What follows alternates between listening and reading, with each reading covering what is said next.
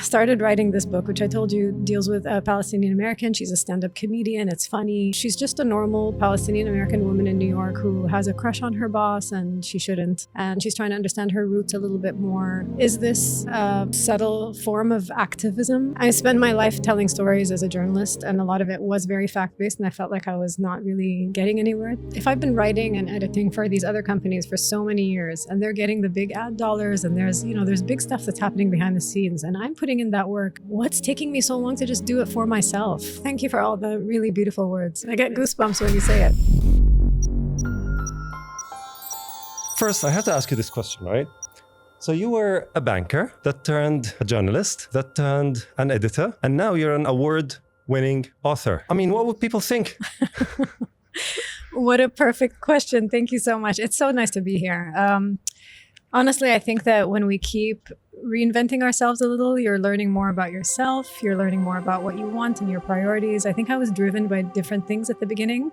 I was the good Arab girl who wanted to please my parents and study business, and I did the banking thing, and you slowly realize that it doesn't align with you in the right way. I was always a creative. I was always writing in my breaks. My colleagues would be looking up stock market prices, and I'm there reading a book like a nerd. So you realize that you're not in the right place that you should be. So I let go of the banking side, and journalism was actually a funny story. So once a month, we would have to stay up until 3 a.m. in the office to fill out stock market orders if a client wanted to place one for the US market. I was based in Dubai. Okay. This was at Merrill Lynch. I was the lowest rung of the ladder, I should say, entry level. So you pay your dues. Yeah. And how long was that?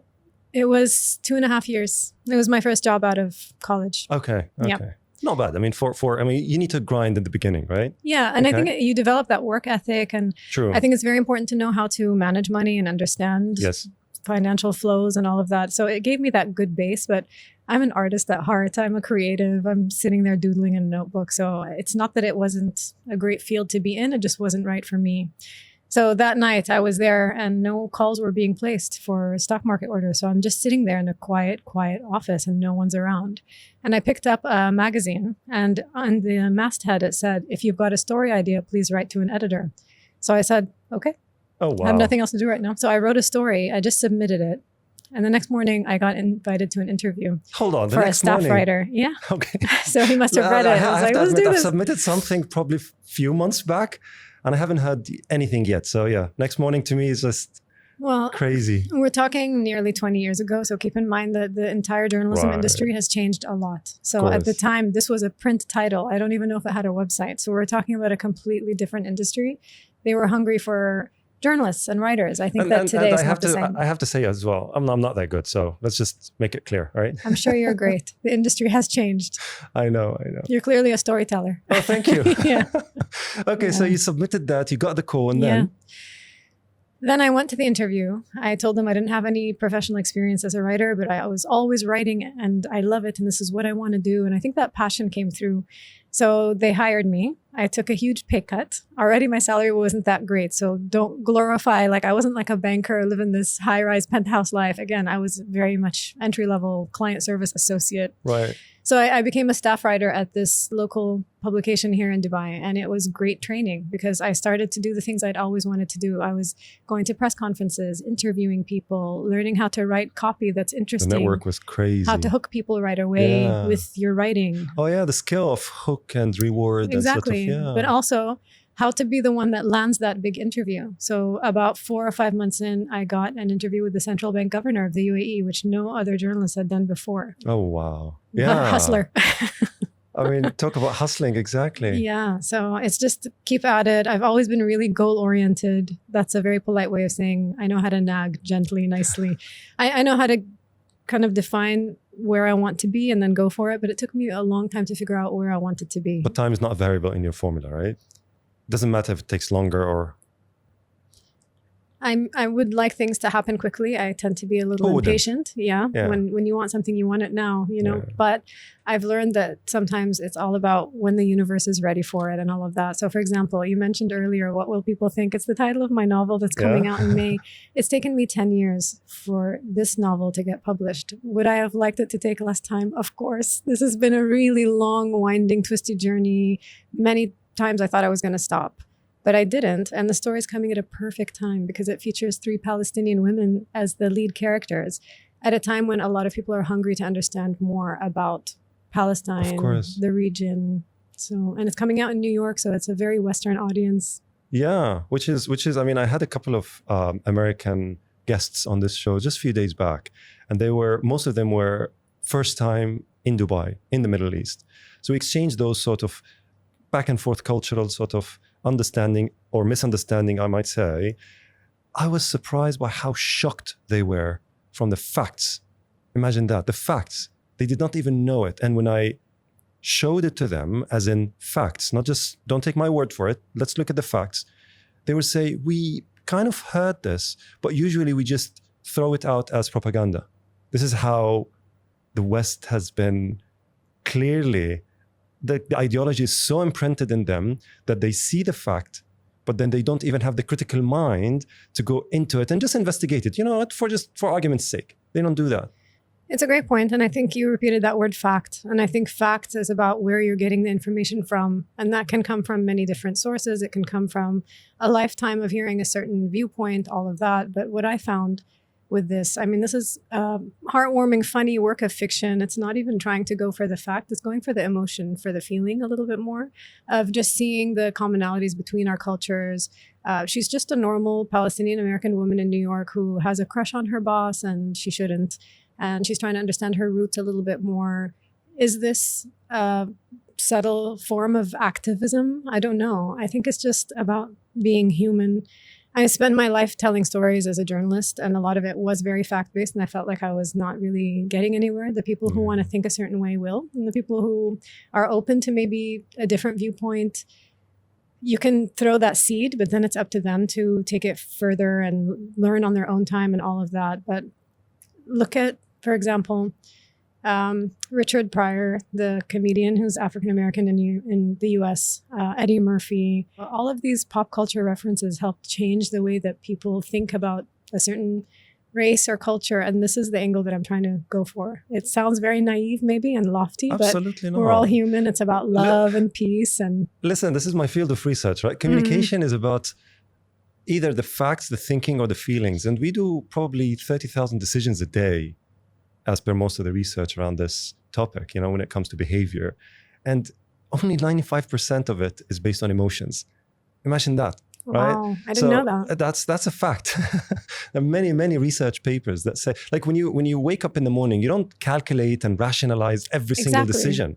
Like things are, and you have these triggers of influence, like the social proofing, the authority, the likability, and all of those elements. When you go to a restaurant with your husband or with your wife, you don't just kind of look at the menu and see, you just see the one who's more full and you go there. That's social proofing, right? Okay. So it's just you outsource your decisions to your feeling because we have no time for because thinking is hard. Yeah. You know, feeling is easier. And I really commend you for using that element and understanding how to reach to people's hearts through feelings. Well, you mentioned 10 years. That's a lifetime. What gives?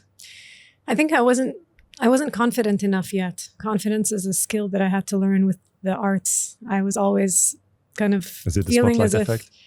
No, I just thought it was more of like a hobby and that I should apply myself in other areas. And when you have many talents like you do, sometimes it's hard to figure out where to put your efforts. Yeah.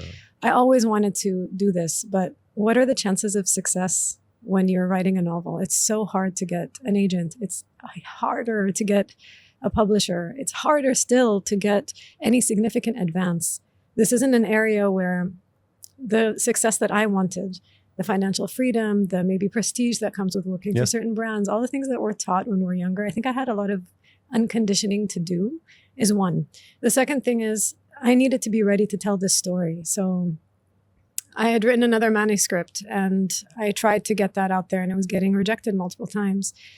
And then I started writing this book, which I told you deals with a Palestinian American. She's a stand-up comedian. It's funny.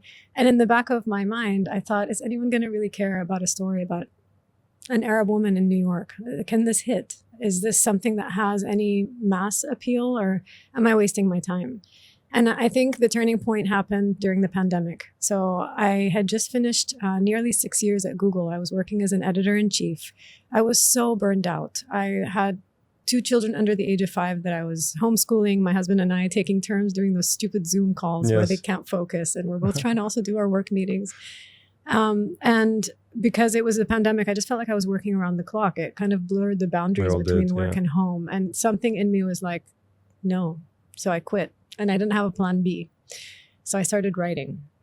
And then I saw on Twitter, completely randomly, the Netflix handle had a submission request for a 1-page story that deals with a character that has the same cultural background as you. So I'm Palestinian American. And I pull out from my drawer a scene that I had written maybe 20 years ago when I was living in New York. I was doing grad school at Columbia. And it was just this fictional scene about 2 women who are getting ready, and they pray, and then they are going to meet friends at a bar. And it's just about living in this halfway house between 2 worlds. You're trying to fit in. You're trying to assimilate here, and the you're same trying time. to be there. Yeah. Okay, so it's just 1 page, but it was there. So I just typed it up and I sent it, and I forgot about it. And I kept working on the book, and the scene became part of this book. And then 6 months pass, and I get a random email saying, you've won an award. Come to London for this big fancy ceremony, winning a Netflix prize. So then I thought, okay, fine. There's something here. The universe has given me the sign.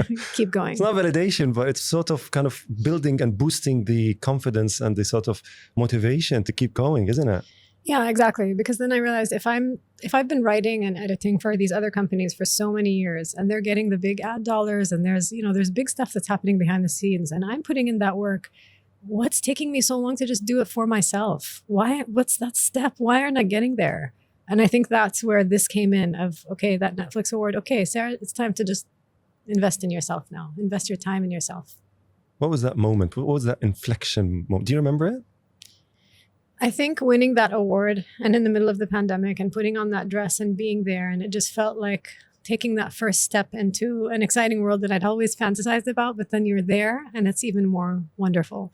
I felt so validated and seen. I've always wanted to be a writer, but I didn't understand what the life of being a successful writer looked like. I needed that model. Here in Dubai, we don't have a lot of, let's say, major writing workshops, or I didn't know how to be a successful writer here. I know how to get to the top of big brands in corporate. Yeah. I've done that. I did that. It didn't make my heart happy.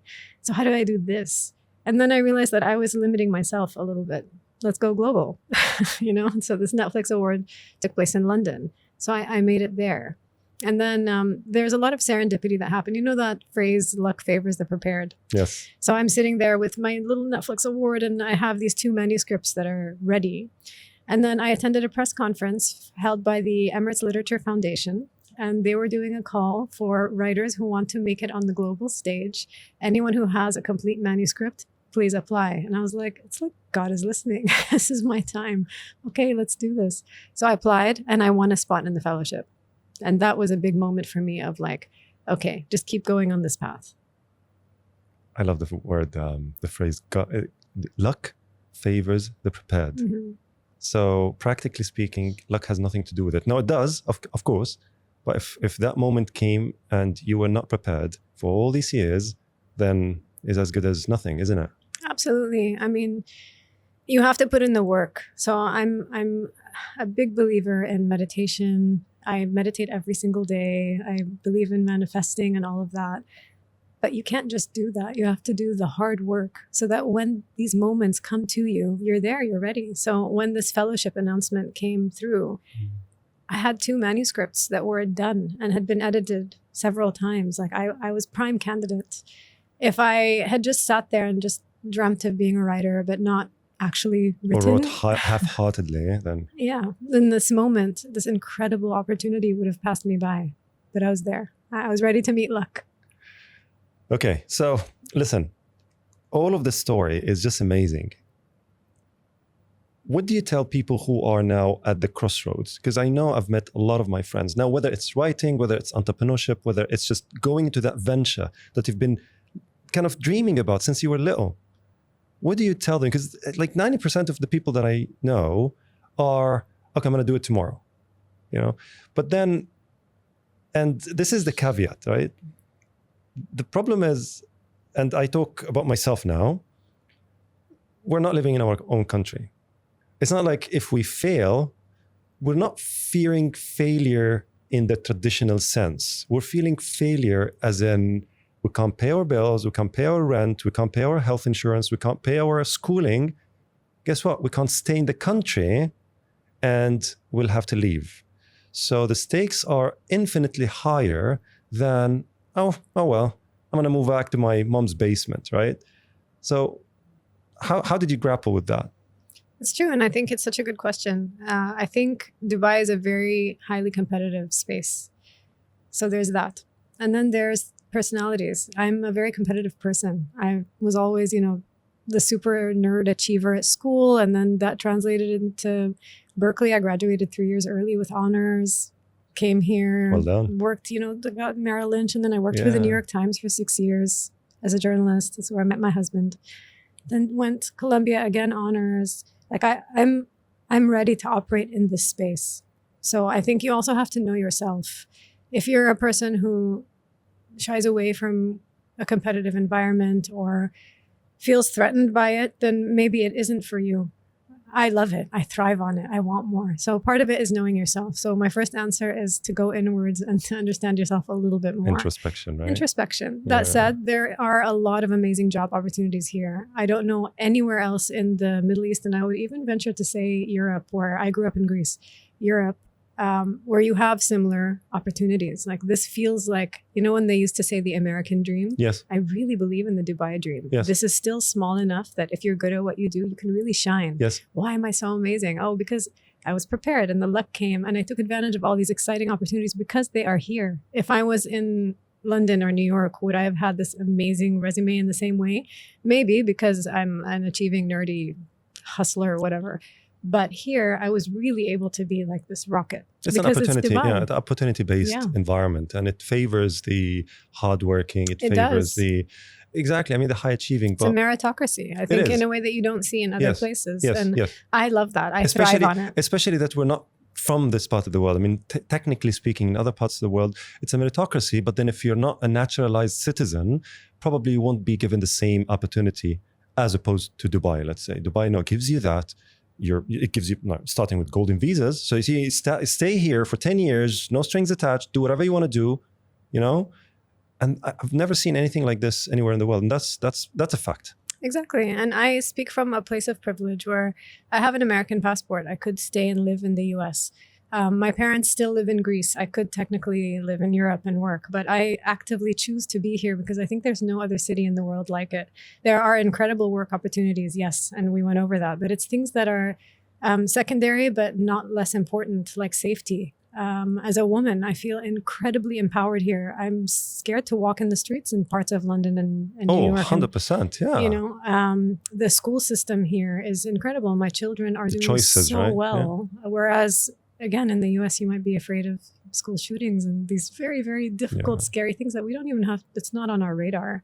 I go swim at the beach in the mornings a couple times a week. Like, who gets that kind of life? Exactly. So I feel like I'm so supportive and I've been able to do well because Dubai has been like this surrogate home that has been perfect. It's created this perfect mix for me personally, and I wouldn't live anywhere else. Me neither. I mean, I was born and raised here, and you see the transformation even back in the days, back in the 80s and beyond.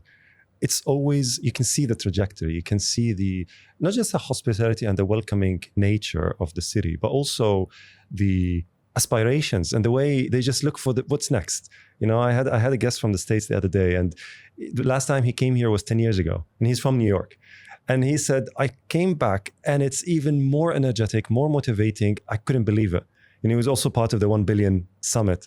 And it's just, hearing him and hearing you just reminds me and all of us of sometimes what we take for granted. Yeah. And I did love living in the US. So California, my grandfather lived there and we would visit every single summer. And I think it's like a perfect little state. It's just very far. So for someone who likes to travel like me, it's just very far. But it's got the mountains and sea, and it's got Mountain View, where all the tech companies are creating all these amazing things. So it's an exciting place to be. And New York, Sand Hill Road, and exactly. New York, I absolutely loved. I think it's like a reflection of me in a city because it's got the mix of. There's the luxury and the fine and all of that, but then there's also this grittiness, and it's very artsy and that phrase, if you make it in New York, you can make it anywhere. True. And I love Central Park, and I still visit How long have you once lived a there? year. I was there for nearly 2 years. It was short, but I loved it, and I was sad to leave. But I think that Dubai has been such a perfect home, and it matched that energy for me. So coming from New York to Dubai, I felt like, okay, yeah, we're still good. I still have that buzz. So let's juxtapose a bit between Dubai and New York. And one of the reasons why I have these talks, and one of the reasons why I started my venture, is just to kind of bring to the people's awareness, especially high achievers like you and everyone else who wants to make it in Dubai, that how can we know that we're not only performative, that we're doing things meaningfully? I mean, obviously, you have something that you produced, and it took tremendous effort, commendable motivation, like just drive. 10 years, it's not easy. In addition to everything else. I mean, it's not like you were living on a beach, on a cottage, and just for 10 years, just writing, and now it's not that. You were hustling, you were grinding. But as a city, as a nation, as a region, how do we know that what we do is not just performative, in your opinion? I think we can't know immediately. I think it takes time. Like right now, the fellowship that I mentioned I was a part of, it just launched a few years ago. And I'm the first one to get a book deal, and that's going to be published. But now I think they're in their 3rd or 4th year. So there's a new base of writers that are emerging, storytellers who are going to be published in the US and in the UK and the whole world. This is going to have a great impact if you look back 10 years from now. In terms of the cultural landscape of this part of the world, and the kind of the shifting of the narrative, so that maybe the next time you meet someone from the US, they don't ask you if you take a camel to work, right? So I mean, this is, look, there is the cultural stigmas that other parts of the world think about here, about us, right? Which is, to be honest, I couldn't care less. I mean, people think what people will think. It's not up to us or me to educate anyone in the traditional way, as in we are this, we're not that, whether it's apologetically or aggressively, right? What I'm trying to say is, if we, as a group of people, introspectively look at what we do, the fear I think that I'm trying to highlight, and when I say fear, I don't mean it in the traditional way, because we're good, like we said. I mean, the government, the safety, the region, the people, like the opportunity. I mean, nothing else. But the problem is everything like this came quickly. Yeah. And then there's a fear of complacency, as in we've made it. Because every time I ask someone, are we innovative? Are we innovating? Are we exporting great ideas? Or are we just latching on the East and the West? Are we, like, where's the Harvards of the world? Where's our own publishing houses that we feel proud of, as much as we feel proud that we're part of New York Times, right? Why do we have to be part of New York Times? I mean, with all due respect, they're magnificent. They've been there for, probably over 100 years. But the point is, it's 2025. Yeah. What do you think about that? I think it's a great question. I think we forget that the UAE is a young country. So these things will start. I think it's not about, you asked before about time. Maybe it does need a bit more time, but it's starting. So I gave you the fellowship example, but there are like the Fikr Institute that launched in Al-Sirkal. Yes. So it's a think tank, and it's all about shifting that narrative so that we focus on Middle Eastern viewpoints going out. And it is a think tank that is producing its own research, and it's happening here, but it just started. I think it's a year old. So these things take time. And I think there's nothing wrong with going abroad and learning and expanding your viewpoint, whether that's to the West or to the East. India and China, they have so many incredible innovations and practices. And you take and you learn and you reformat, and you can come up with something that's unique from here. So I think I have no issues with knowledge sharing or with taking best practices from people who've had just longer skin in the game. I think I also look at it more in terms of like global, the world. Are we all producing more this way? And are we contributing to it? So I think like in the US now, they just announced that the UAE has contributed $20 billion towards data centers. Yeah. So this is a big deal, and they announced it. So I mean, it's funny you're mentioning this, Sarah. Listen, I have my thoughts on this, and it's very, very strong. Like, look, I just read a report the other day from, I think, was it WAMDA or some other VC, and they said that the Middle East combined in 2024 had a startup funding of $1.3 to $1.4 billion, right? Why did we have to send $20 billion to the States to build data centers and not to here? I mean, listen, The UAE has more than 5,000 tech startups. Saudi has probably more than 700. Lebanon has more than 2,000. Jordan has more than 500 tech startups. I mean, put this combined, they can't create the best data center in the world with $20 billion. Why do we have to take, I mean, this is my question. When we take this funding across nations, are we sending our future as well? I don't know. I think it's a good question. I think if I was still a journalist, I would try and find answers by speaking to the right people. I'm not personally involved, but again, I can only see benefits because yes, you're sending that money abroad, but it could come with a chance for students from here to have access to great minds internationally that they wouldn't otherwise. And then they come back and bring it here. I think there's a lot that we don't know around an announcement. Like this is one thing I've learned as a journalist. The thing that makes it in the news is maybe 5% of what is actually probably less happening. Than that, yes. So it's much more complicated, yes. I will choose to stay naive and positive about it and hope that it does have some sort of benefit. I can't imagine they're also just giving money freely. There is a lot of liquidity in this part of the world. Yes, there's no shortage of capital, absolutely. Yeah, and maybe the tech startups and the fintech scene and all of that, what you see that's announced is just a percentage of what's actually happening privately. A lot of seed stage investing happens from family and friends, and maybe you have a very wealthy family and friend who's helping. So I don't know. I tend to take data with a grain of salt, and I tend to take announcements with a grain of salt and be positive. Yeah, well, listen, I'm a very pragmatic person, right? And positivity and negativity are things that are related to emotions, which I hear what you're saying, but if I can kind of, okay, let me drill back a bit and or go back a bit and see what are the number one challenge that you faced while you're being here to publish this book versus if you're anywhere else in the world. When I say here, I don't mean Dubai, I don't mean the UAE, I mean here as a region, because we're sort of similar, whether you're here in Dubai, in Saudi Riyadh, or in Amman, Jordan, or anywhere else in this part of the world. Technically speaking, it's the same challenge, give or take, right? But what's the biggest challenge that you faced?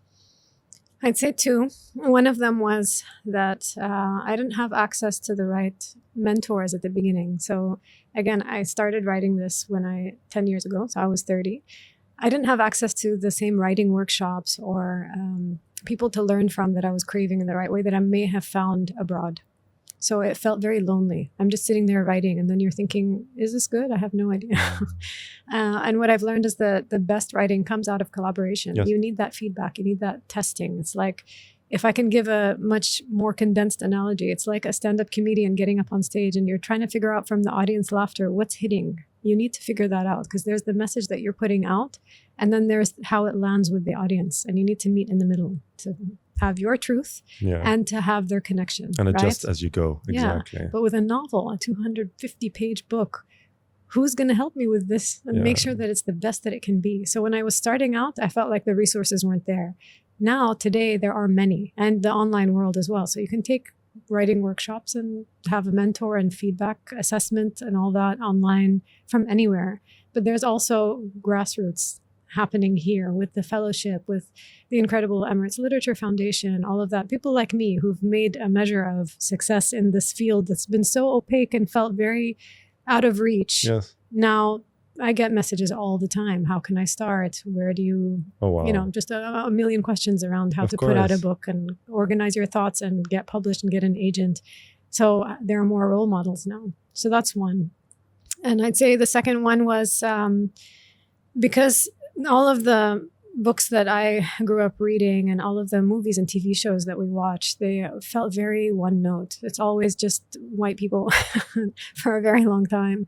So you kind of wonder if there is a place for you. And again, I am technically American. I'm fair, all of this. So you can argue that, well, you do fit in, but there's so much more that I wanted to put out that felt like messages and faces that I wasn't seeing reflected in the steady diet of Jane Austen and Jennifer Aniston movies and all of that. So is there room for the conversations I want to bring to the table? I wasn't sure. So that's seen a real steady evolution. Look at the stuff that's out today on Netflix. Mo Ahmed has an incredible Netflix show that's coming out, second season. So we're seeing a lot more. Basically, I don't like to use the word diversity. I just like to say a reflection of what's truly around us, even in the US, right? It's just people.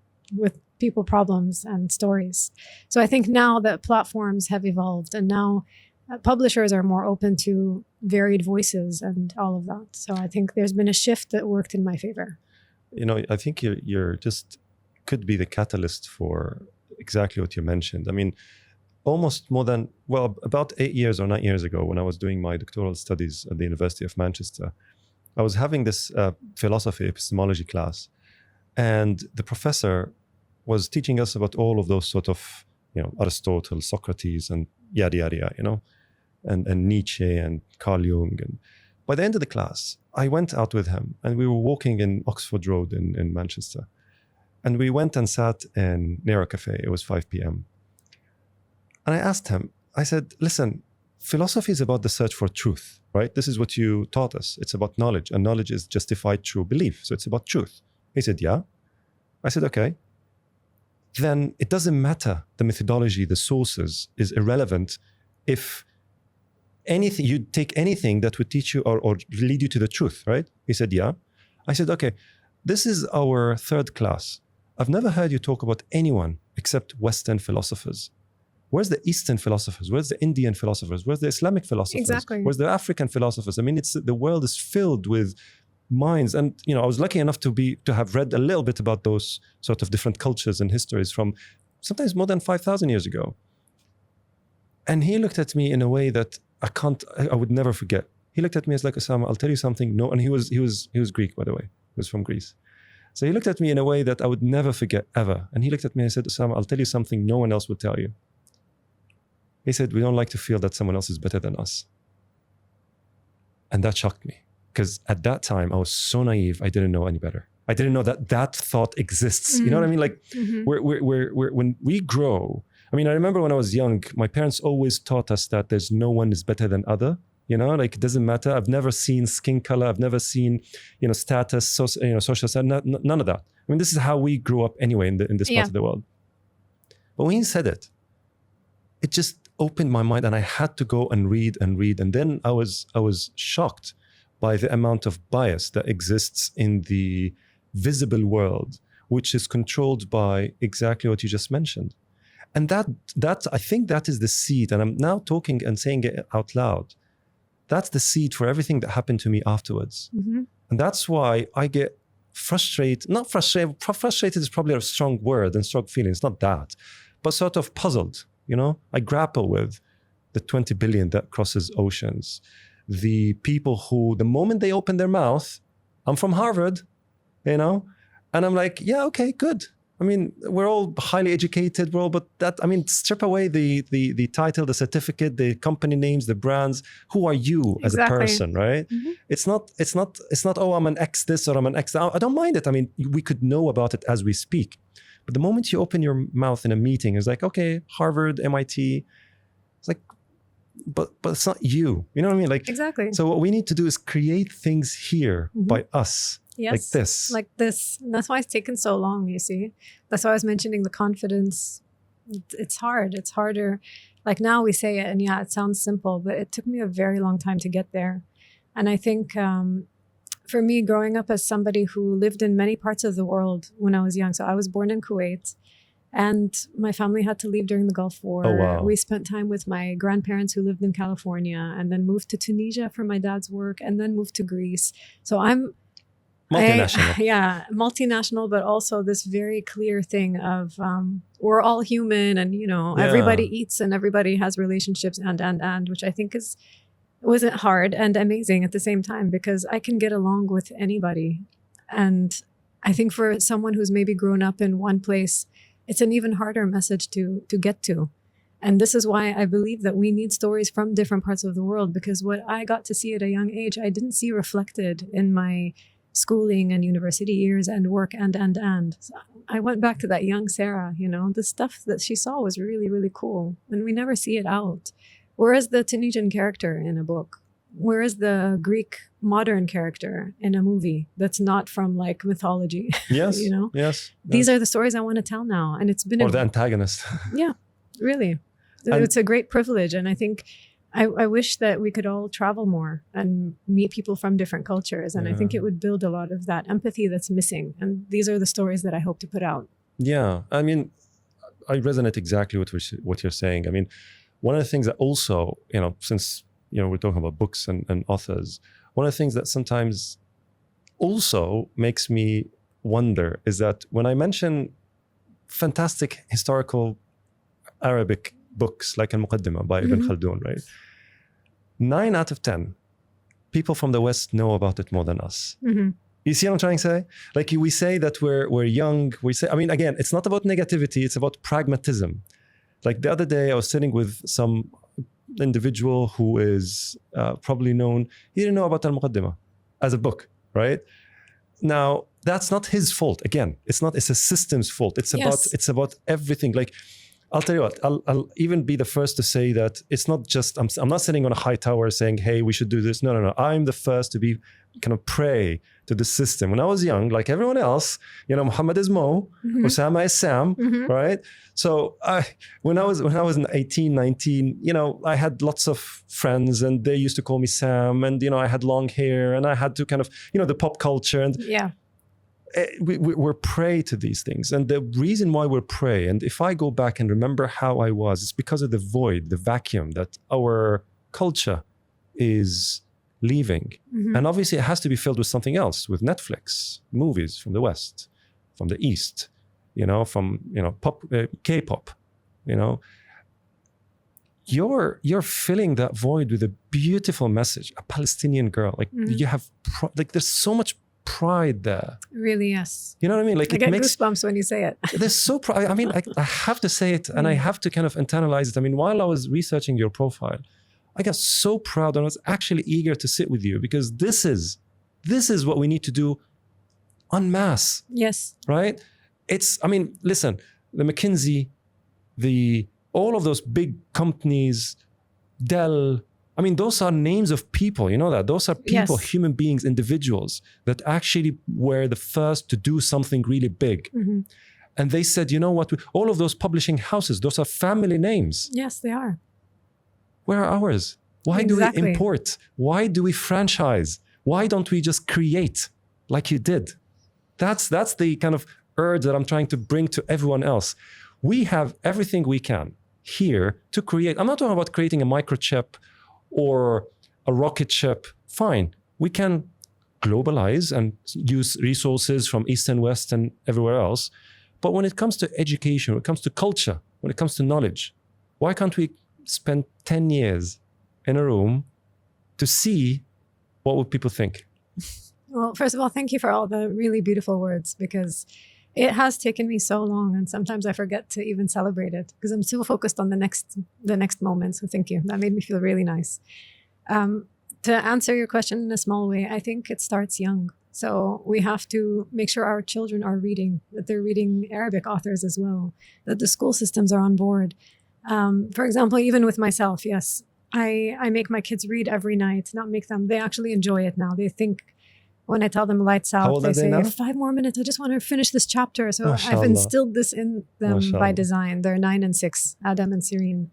But my own Arabic isn't great, because I lived in so many different countries and we moved around, and English was that constant everywhere we went in terms of schooling. So my Arabic is not, I don't have that focus and the vocabulary to sit and read an entire Arabic novel. It's tiring for me. Of course. But my parents do. So this is lost now. It's lost to my children because I haven't been able to pass that down. So it's a systematic issue.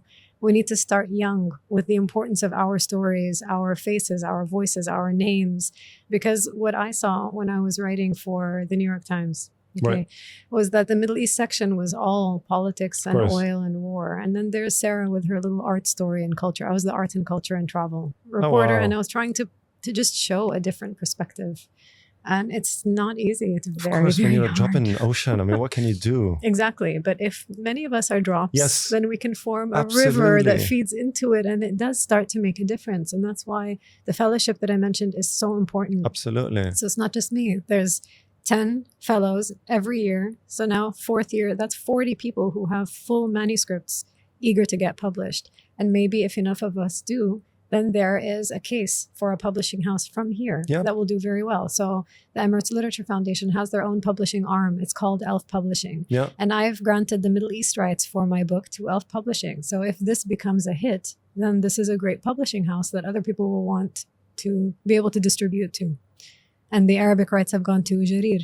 So it'll be translated into Arabic with one of the more prominent publishers. Yes, of course. It'll be all over the Middle East in Arabic. Look, when it comes to language, I mean, there's language and there's culture. And, obviously I speak very good Arabic, but most of my content and writing and business is in English because it is what it is. At the end of the day, it's a medium, right? I'm so proud of my Arabic language. I'm so proud of my language, generally speaking. It's the best language in the world. I mean, this is hands down. It's the most descriptive. It's the most emotional, poetic. I mean, anyone who hears a poem in Arabic, even if they've never heard Arabic before, even the Quran, right? Yes. They get goosebumps even if they don't understand a word of it, right? So there's this nuanced uniqueness in Arabic that, of course, all of us are proud of. But it's not about again, this goes back to my original question of, it's fine. Whatever means we need to get to bring the message across. I mean, that's why I was so pleased to have your book, because it doesn't matter if it's Arabic or in English. It's the content of it. It's us. It's the culture. It's this part of the world. It's us as a one collective nation, one body of nations, not those borders, not the geopolitical thing. It has nothing to do with that, right? Exactly. It's not the religion. Nope. It's us as a block of land. And the reason why I say this is, if you read the United Nations innovation reports, and by innovation, I mean the creation of novel ideas that changes paradigms, whatever it is, right? Whether it's a software, hardware, whether it is product, service, idea, economic, philosophy, whatever it is, right? You'll see that the East is a red zone, right? It's like hot, like filled with all sorts of innovation, production, and exportation. You look at the West, it's obviously all the innovation. When I see innovation, again, it's novelty that changes our way of life, right? Look at social media, look at mobile phones, look at technology, microchips, whatever it is, right? Even economic theories, philosophies, teaching theories, all of that sort of stuff. So you look at us in the middle, that block of land, and it's a blind spot. And when you say, okay, how did they, because I had these discussions with high profile people, it's like, oh no, they start, pointing at the metrics and the measures. And it's like, oh, of course, the United Nations will do that. And it's like, no, it's objective. It's actually number of research publications. It's a number of patent applications. It's technology sophistication and sophistication of doing business. It's objective numbers. And I actually went out and checked industry academia relationship, almost none. And I've actually interviewed and spoken to professors from this part of the world, from Jordan and here, and they complain about industry that they're not using it. And so they're not using academia as a research hub. Let's say Tesla, for example. Who does the battery technology of Tesla? It's not Tesla. I can't remember the university. It was on top of my head. It was a Canadian university, right? These are the ones that do the R&D for the battery technology of Tesla, that then Tesla obviously funds year after year to take this into its innovation, it patents it, and then it uses it for its production. I actually checked if there is a high profile production organization industry that actually partners with a local university for its research, so it uses that research output of the university, and it's none. I've interviewed or have discussions with presidents of universities, professors, nothing. And the reasons they give? That's another issue, right? It's pointing fingers. So academia say, oh no, these people don't understand this. And industries say, oh, these are too theoretical. They don't understand the business and they just want grants, right? And in my world, and at least this is my perspective, right? It's on academia. Because business will follow profit. Yes. So if you're able to highlight a value, like you mentioned the hook, if you're hooking them in the right way, if you're actually walking the talk that you're trying to sell, industry will come to you, 100%. If they feel that you are able to give them value, why would they go anywhere else? So there's this tension that, and to be honest, even if you look at this report that I mentioned, and I've done my analysis for the past 15 years, our region is trailing behind, sadly, for the past 15 years, and there's no trend. It's not like it's going up or down. It's just sometimes it's going down, Like, for example, Oman, I think was 50 something, now it's 70 something. And when you look at the details, it's actually the production of those tangible pieces of work en masse that doesn't exist. So if I come back to your point of the, let's say, Emirate literature and other sort of initiatives, most of those are government-backed, which is fine, but where is everybody else? I mean, what do you feel about this? I mean, do you see this in your day-to-day? Do you feel it? I mean, especially that you go from the US, UK, Greece, and Europe, and here. What do you think about that? I wanted to ask you real quick if you think that it can start now and what it would take for it to begin. What's that spark? So, you've given me examples of why the region is trailing behind, the ones that are taking off and doing well. How are the different stakeholders coming together? When? In what way that makes it happen? Is it an event? Is it a regular thing that goes on throughout the year? Like, what are the best practices that someone needs to take ownership of in order to make things happen? Because it's a lot of different decision makers at play, and unless they all align, it's not going to take off in the way that we want. Nice curveball. Thank you. I think it goes back to your point initially, which is lack of mentors, but also my point of how do we know that everything we do is just performative?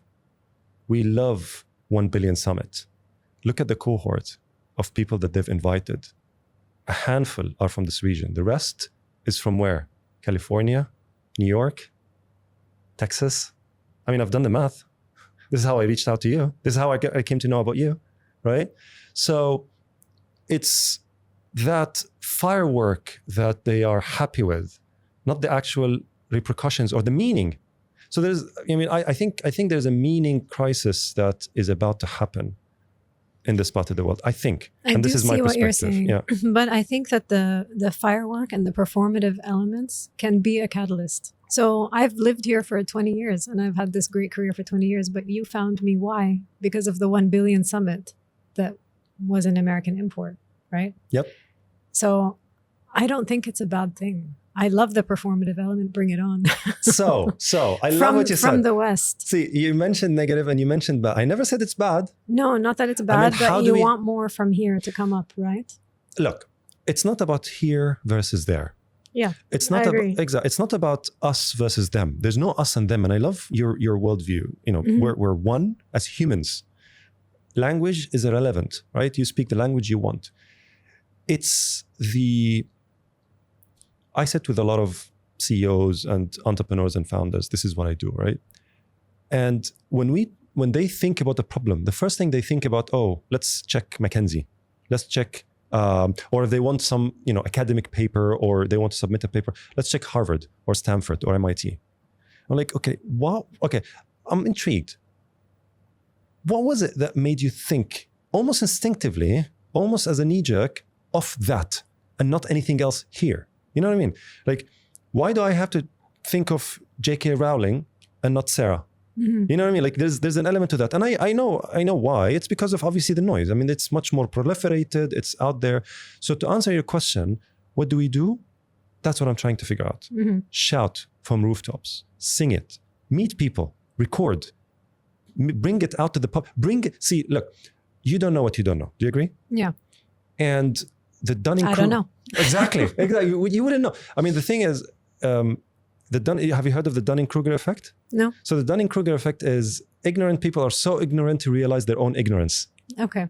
Stupid doesn't know stupid. Exactly. Exactly. Yeah. It's like, and the less you know, the more you think you know. Mm-hmm. That's why, with all due respect to all vocational, that's why most people who claim they know everything are probably taxi drivers or hair barbers or because they hear a lot of things, but they don't know much, but they think they know a lot, right? So there's this, and the more you know you don't know, and the more you become humble and so on and so forth. Mm-hmm. So it starts with education, but meaningful education that brings certain topics into the awareness of society, right?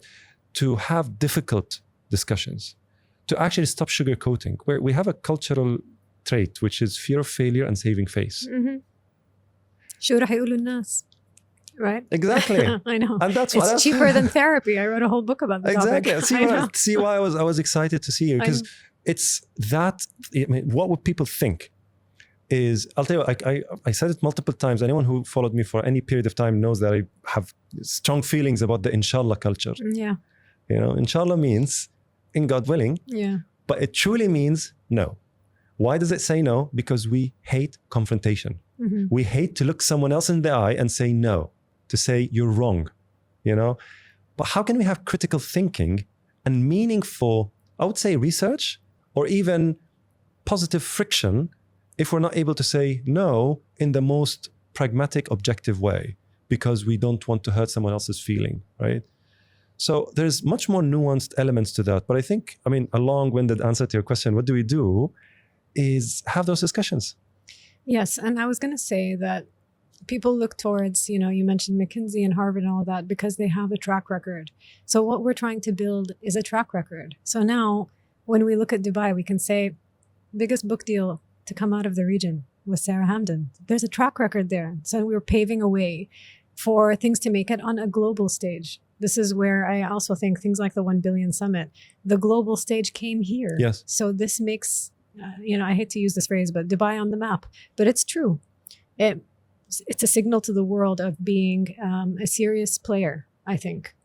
And in the same way, this is how you slowly gather all the stakeholders so that when you want to establish an entity like a publishing house or a think tank or an R&D research center, that you can say there are case studies for why this would succeed and why this is a measure of success. We haven't had them yet. It's a young country. It's 50 years old, 52 years old, right? Singapore is 55 and it's number 5 on the innovation map. Listen, I know the young sort of, look. So what is it in Singapore that worked?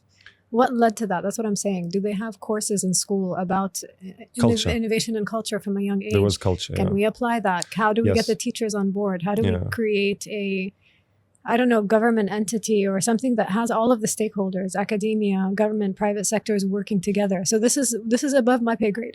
Well, look, listen, it's way above mine as well. I mean, you're an award-winning author. I'm not. So I'm willing to contribute to the conversation. So now what I'm doing is I'm appearing more on podcasts like yours and doing the talks and putting myself out there, when what I would love to do is just sit and write my little stories, right? But I'm here to own it. I'm here to own my story and the space so that another Arab woman will feel like, yeah, let's do it. We're doing it together. And proud of her. And proud. Own proudly. Culture. Exactly. Very proud. Exactly. I want my daughter to look at me and think, oh, so this is what I should do. Why not? I can if I want to. Exactly. And you know, feeling internally strong and substantively strong, not just sort of latching on someone else who's strong, whether it's a brand, whether it's a culture, whether it's a region, and so on and so forth. So let me shift quickly to another topic, which is entrepreneurship. What do you think of entrepreneurship in our world here, in this part of the world, relative to, let's say, Europe and the States? I'm not an entrepreneur myself, but I covered entrepreneurship quite a bit when I was a journalist. And I think that it's very important to try and build our own businesses and systems and break away from the way that things have been done for a long time. So I think entrepreneurship at its essence is about innovation, and that's exciting because you're looking at problems that exist or voids that need to be filled, and you're trying to come up with an answer for that. There's a whole other system in place of getting funding and visas and all of this, was just another conversation. And you probably have a lot more experience than I do in that. Entrepreneurship requires somebody who has passion but stamina, because you're going to come up against every challenge and you have to get up and do it again. There's no set hours. It's not like a job where you can clock in and out. It's like having a kid that's a very needy kid. So I think I've seen a lot of really great companies that were born here. And we see some success stories. There should be more. I think you've spoken to Fadi Ghandour and all of these other amazing speakers who know much more than me about it. But I'm in full support. And I think it's one of the best things that you can do. And becoming an author is its own version for me of becoming an entrepreneur. Because I left that safety net of the corporate life to have this unstructured but much more fulfilling, and hopefully something that will lead to the kind of financial freedom that a job could never give me. What's the biggest challenge that you feel entrepreneurs have here relative to, let's say, other parts of the world, in your opinion, from your experience? I don't know what it's like in other parts of the world. So I think it might be worth speaking to somebody who's built a business there. But I imagine maybe it's going back to the conversations we had before about track records. So they're in a place like the US or the UK, maybe there's lower cost, fewer barriers to entry. Maybe there are more investors at different stages.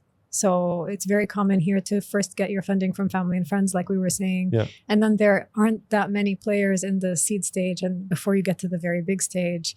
I think at every different angle that you come at it, there are just more established practices in the West. It's interesting you mentioned this because most of my founder friends who made it to Series A and beyond said exactly the same thing. There's an epidemic of lack of not just funding, but general support for pre-seed. So if someone has a brilliant idea, is passionate, is young or she's young, usually there's not much doors to knock here. And if they do, it's filled with hurdles, barriers, and skepticism. I had, a CEO of a capital company here. He said the difference between here and there is like you go in Silicon Valley, Sand Hill Road or whatever, and you say, hey, I need $1 million for this PowerPoint slide. Like, hey, take it.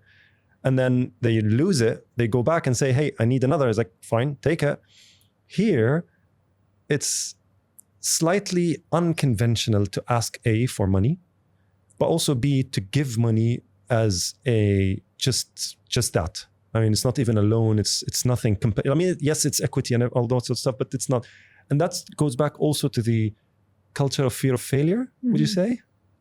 I mean, one of many elements. I have friends who are entrepreneurs who've done a very good job. So my friend Nadine Mizhir, she's one of the co-founders of Sarwa. Yeah. I've seen her hustle, but it's really, really hard work.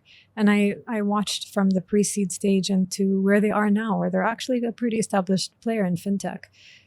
But I will say, the last job that I held, I left in June. I was a managing editor for Protocol Labs, which is a Silicon Valley-based research and development company. Okay.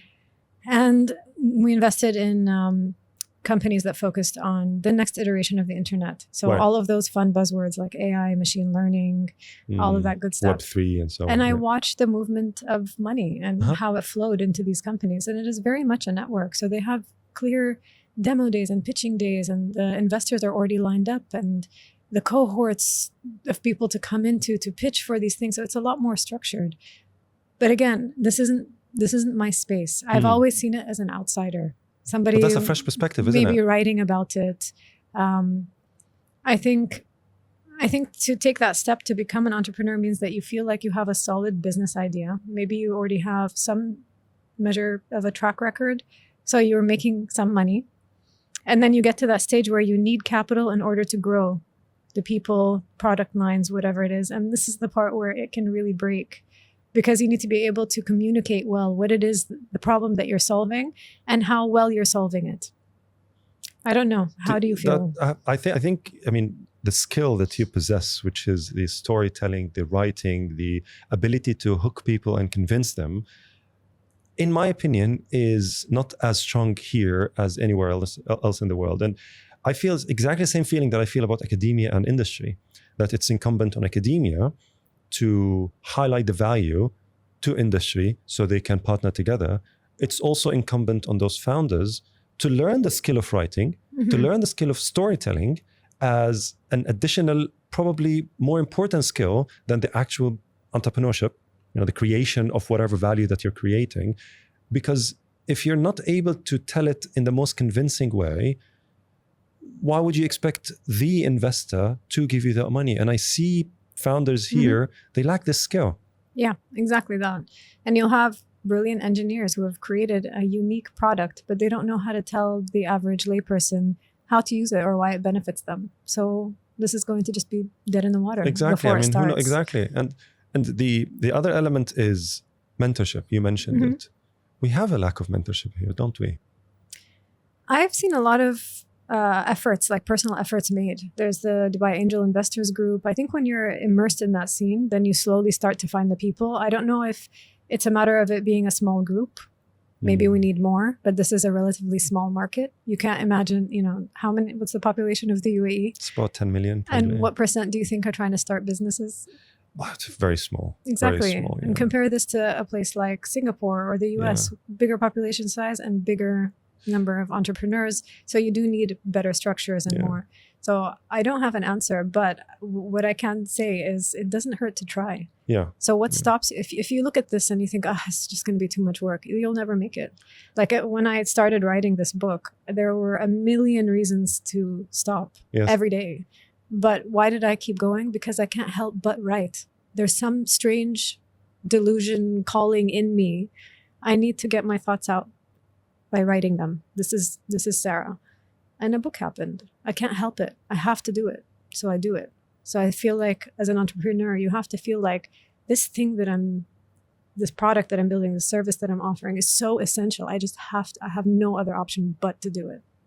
See, this is why exactly I wanted to ask you, because I think writing a book, authoring, and entrepreneurship share a lot intrinsically from a drive perspective, from a passion perspective, and also from a problem-solving perspective, because you saw something and you wanted to speak about it, isn't it? Yeah, exactly. I mean, I remember seeing a TED Talk 15 years ago by an author I really admire. Her name is Chimamanda Ngozi Adichie. She's Nigerian, and she's written all these beautiful novels. And she gave this TED Talk about the dangers of a single story. And she talks about how she grew up in Nigeria, and she was writing stories at a young age, and all of her characters were blonde and blue-eyed, British, and they drink tea, and because that's what she was reading. And it was like this aha moment of, oh my gosh, like, yes, she's absolutely right. I was writing stories that featured girls named Samantha and Kelly. Why? I'm not like that. And then she talked about how she slowly found the language and the settings to describe and all of that. And she has so many award-winning novels now. She's a very established, amazing author. I think she's a role model for me. And I was trying to do the same thing. So I was trying to find the characters and the settings and all of that to tell my own version of a story. And this was very hard for me to do. And I'm so excited that it's finally happened, and in a big way. So it's not just me putting it out because I felt like I wanted to share this thing, but there's the other side of it that I was explaining to you before, the message I want to put out, but then the audience meeting you there. So this is the biggest book deal to come out of the region. And it's already award-winning before it's out. Why? That means that there's interest there. And this is very exciting because as a creative, what you want is to feel a connection and to be seen. And this is already doing it. So this to me is better than any dollar value. And in the parallel to entrepreneurship, this is the unicorn of our region. The unicorn of writing is. It is. But paving the way for much more to come. Exactly. Because we need to have at least multiple unicorns a day, a month, a year, when it comes to authorship, when it comes to publications, when it comes to academia, when it comes to all walks of life. And I'm so glad to have you sharing this story with us here. What's your advice to people who are listening to you now, who have this nagging urge like you, but can't do it for whatever reason? I think we spend a lot of energy thinking about the obvious reasons in our face for why we can't do it. So like I told you, I had a full-time job. I have young children.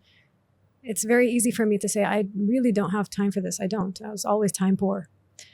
But this brought me joy. It just made me feel really good. So I can't even give you a metrics-backed, data-driven answer to why I kept going, except that it made me feel peaceful. And that joy and this flow that I would enter into that doesn't come into any other aspect of my life. Find this space for you. Well, every single person has this, whatever it is, whether you want to start your own baking business or you're an engineer and you love messing around with computers and breaking them apart and putting them together.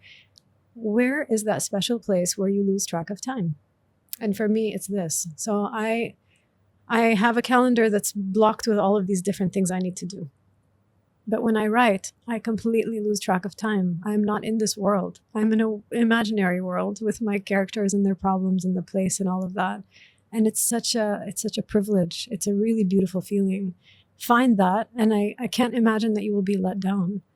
And then dedicate yourself to it. Show up. This feeling is showing up for you. You show up for it. So I'm very disciplined. Every single day I write. Every single day. Whether it's by hand in a journal, or it's on my computer, a scene. It doesn't even have to do with a book. Or it's that next chapter. But you show up. I'm here. It's like the gym. Like you can't have a healthy body if you don't exercise and nourish yourself with healthy food. The business is the same. You show up. You use the word discipline, not motivated. Is that by accident or intentionally? I think every creative person has their own journey to finding their way. So my mother is an artist and she paints when the inspiration strikes her. So there's many times where months will pass and she won't touch her paints. And I'll be like, but Mom, you haven't finished this piece. Oh, I don't feel like it. It's very inspiration driven. My approach, and I think it's because I worked as a journalist for so long, I don't need the inspiration to strike, or I don't need to light a special candle, or like there isn't any of that. I sit there and it's almost Pavlovian. Like I'll sit at the keyboard and my body's like, oh, right, we're doing this now. And we go. I'm a naturally disciplined person. A lot of the jobs that I've held have been with US companies on US time, which means that I need to be self-disciplined to get my work done on my own. There's no person breathing down my neck in the day. So I'm naturally just a disciplined person, and it helps me with this. You just have to find a way to show up every day and to do it. And when I say discipline, it's down to a routine or a timing. So I like to exercise in the morning, make sure that my brain is like clear and blood circulation's gone, coffee, and then I sit down to write. And the words will flow. I love that. Sarah, thank you very much for being with us. Thank you for having me. It's been a real pleasure to talk to you.